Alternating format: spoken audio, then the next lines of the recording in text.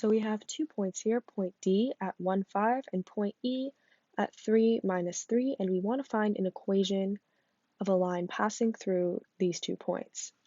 We can remember that our y-intercept form, y equals mx plus b, serves as a good template for how to write this equation, where m is the slope and b is the y-intercept.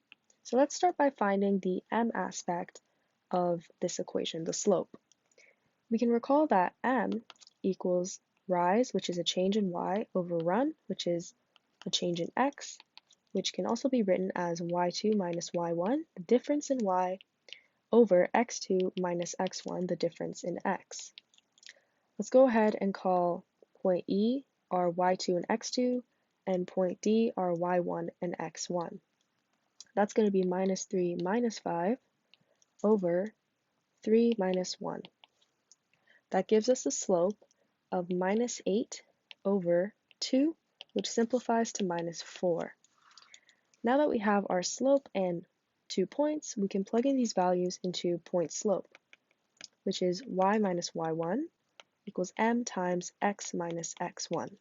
Let's use point D as our y1 and x1 values.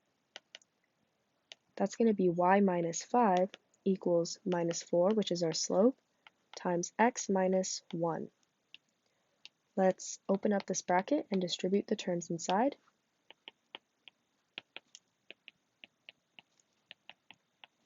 And finally, isolate for y.